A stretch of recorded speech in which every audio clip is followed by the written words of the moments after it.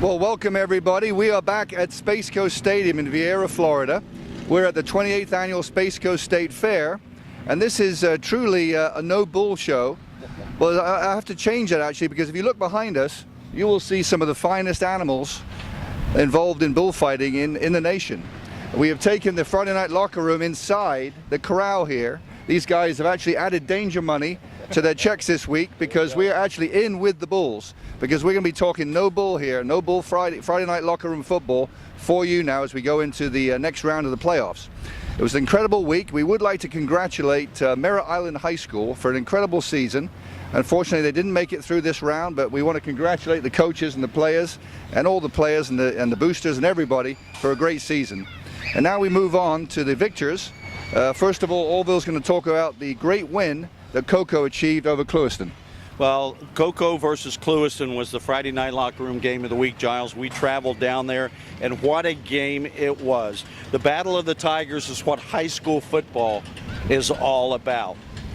The Cocoa Tigers went down there. They were the visiting teams. They come out with a big win, 26-21, and they beat the number 2 ranked team, Clewiston Tigers, in the process. What does the Cocoa Tigers get from winning this game? They get an opportunity to play Booker T. Washington, the number 1 team in Class 4A in the state of Florida, but they also have an opportunity for redemption. The Booker T. Washington team has beaten the Cocoa Tigers the last 3 times in the state playoffs and put them out for the last game of the season.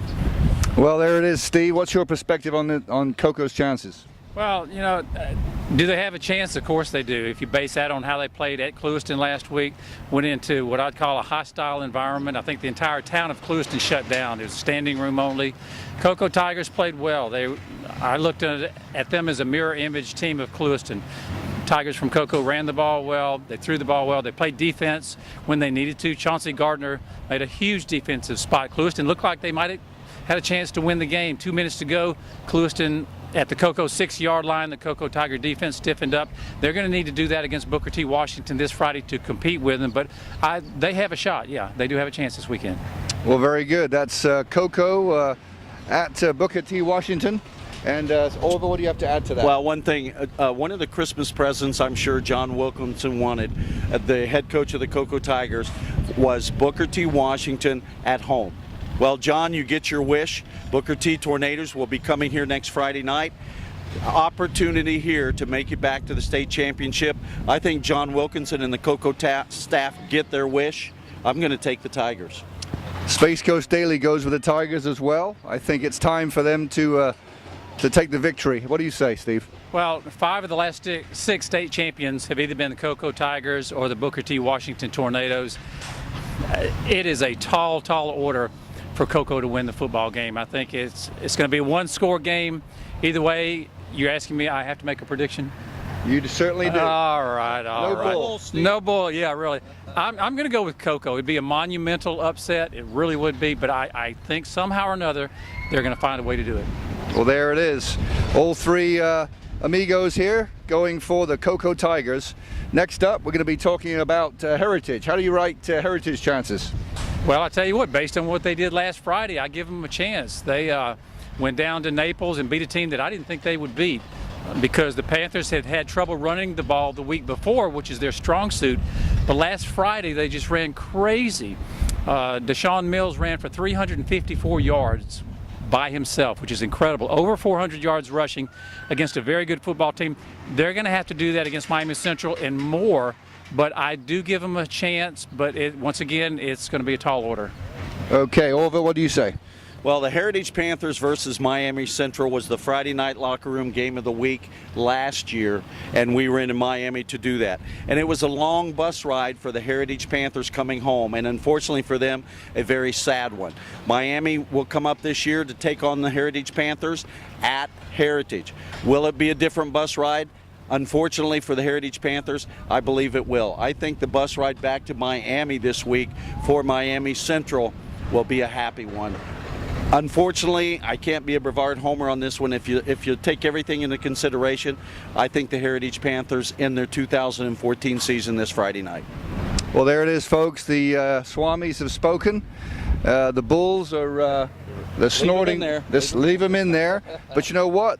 If the Bulls escape, I only have to be faster than Orville. There you go. And I'll be all right. Next up, basketball.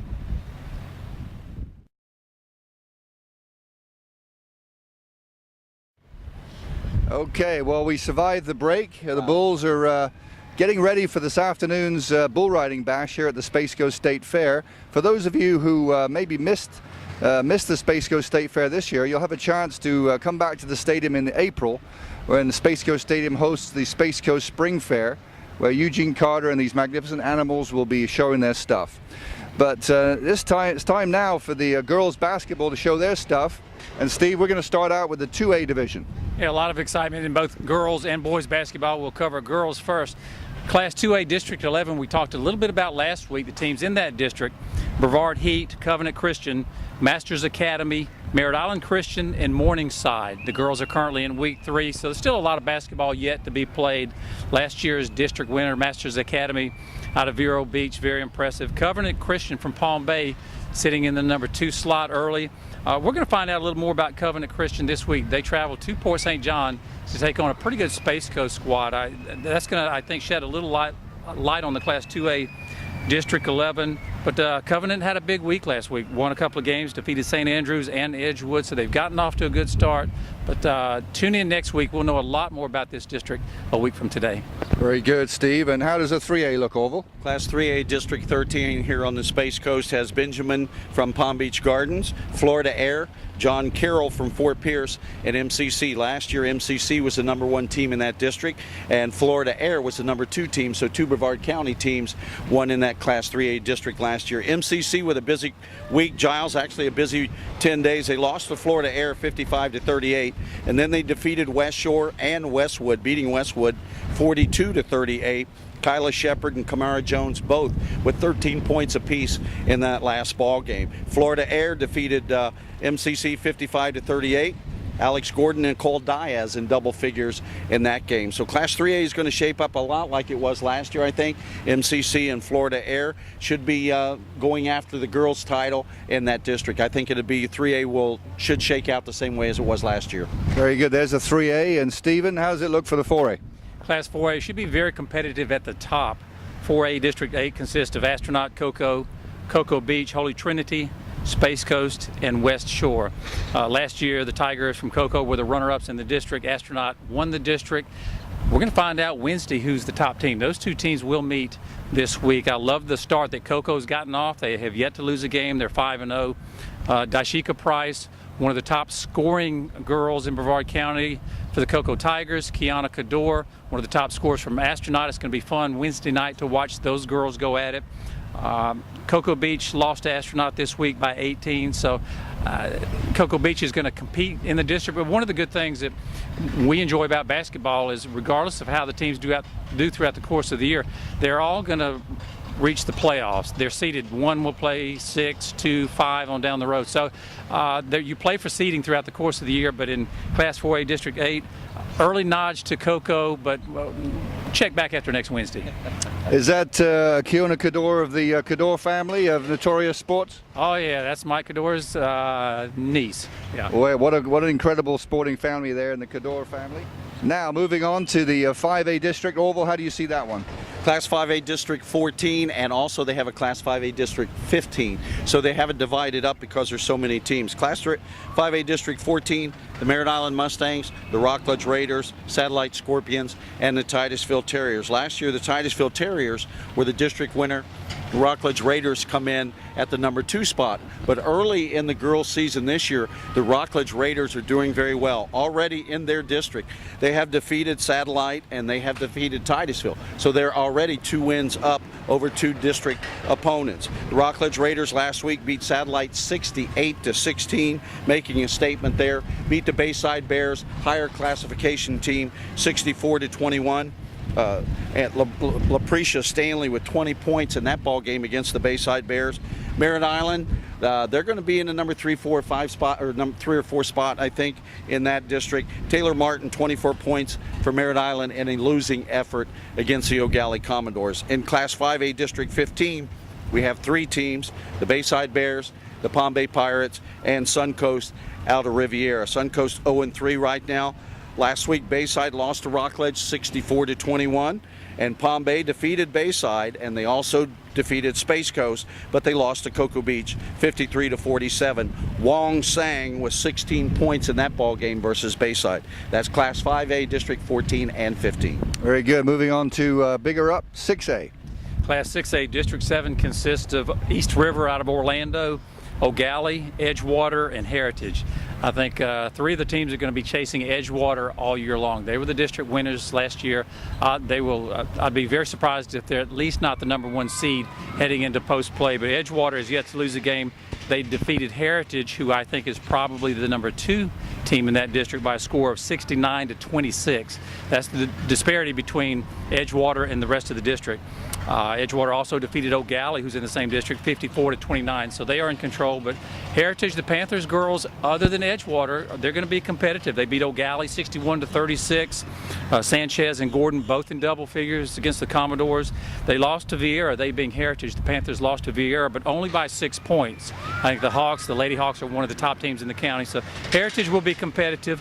O'Galley, they're going to be the 3rd team, I think, out of that district. East River is going to struggle, but it'll be a competitive district once you get past Edgewater. Very good. And the top largest division, Orville, the 7A. Class 7A here on the Space Coast. It's a District 12, and that's Martin County, Melbourne Bulldogs, Sebastian River Sharks, and the Vieira Hawks. And like Steve mentioned, ladies Vieira Hawks were the #1 team last year in 7A. And early on, it looks like that they're going to continue, at least early, they're going to continue that. They're doing very well. In overtime, they beat Vero Beach 55-52. Jess Wachowski with 20 points in that ball game, and they also defeated Merritt Island Wojciechowski with 19 points in that ball game. Melbourne lost to a very good Cocoa Tiger Lady Tiger team, and they beat Bayside 68-29. Sebastian River and Martin County, they'll shake it out somewhere around the #3 and 4 spot. Very good. Well, stay tuned to Space Coast Daily and the Friday Night Locker Room for upcoming results here this week. There's the girls laid out for you. Next up, the boys basketball.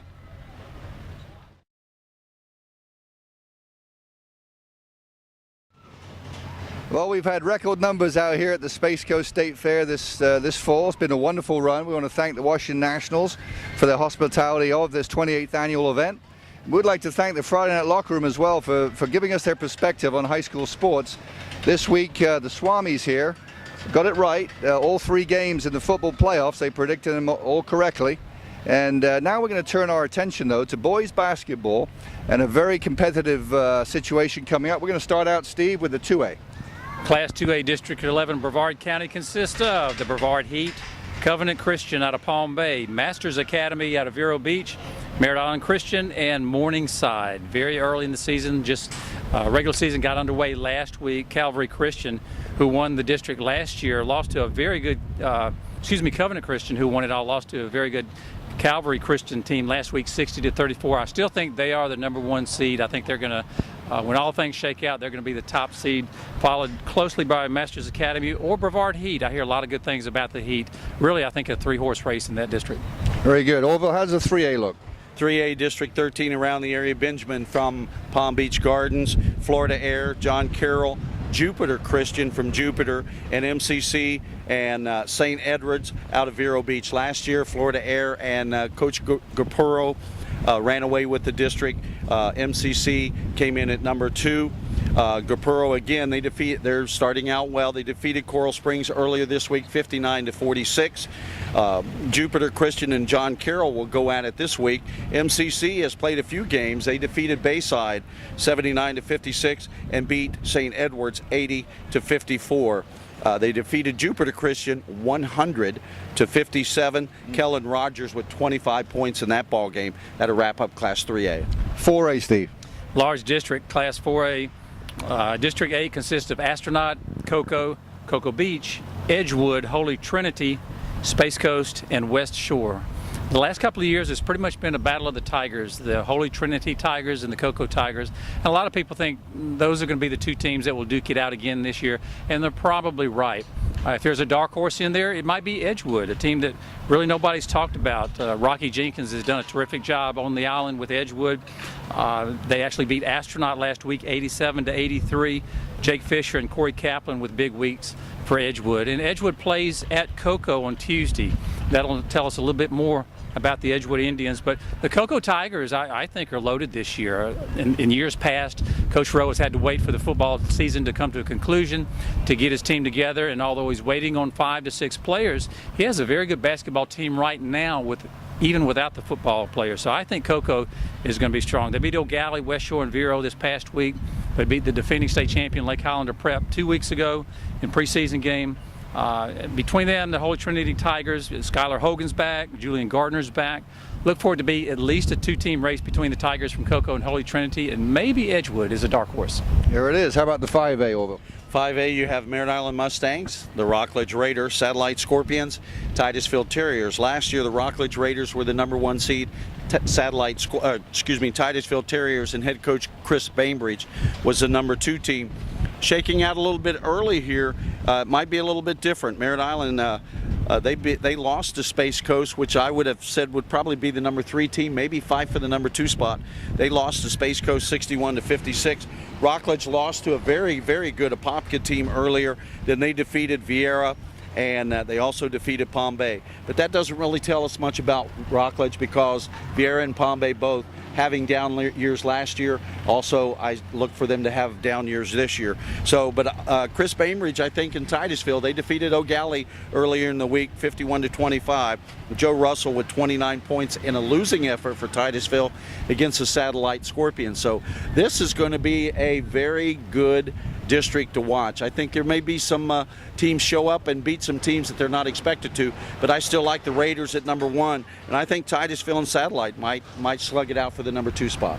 There it is. Moving on up to 6A. Class 6A, District 7 consists of East River out of Orlando, O'Galley, Edgewater out of Orlando, and Heritage. I think it kind of mirrors the girls' basketball in this district, in that everybody's chasing the Eagles from Edgewater. They're so talented, so strong. I don't know if any of the other 3 teams can compete with them night in and night out. But for the Panthers, if they continue to do what they did this past week, Willett scored 37 points against Cocoa Beach, 26 against Vero Beach. So Coach Link has some offensive firepower. Is it enough to compete with Edgewater? I don't know at this point, but the Panthers did defeat Palm Bay 70-62 last week, so they're going to be competitive. O'Galley, Brandon Palmer always does a good job with the Commodores. East River, once again, I think is going to be down. It's going to be a 3-horse race with Edgewater, the clear-cut favorite at this point, followed closely by Heritage and O'Galley. Very good. Now the big boys, 7A. 7A, District 12, just like the ladies. Martin County, Mike Sullivan and his Melbourne Bulldogs, Sebastian River and the Vieira Hawks. Last year, Mike Sullivan and his Melbourne Bulldogs were the #1 team in that district. Martin County, the #2 team. I don't see anything different. Sebastian River's not going to bring a lot to the court this year. I don't think they're in a rebuilding program.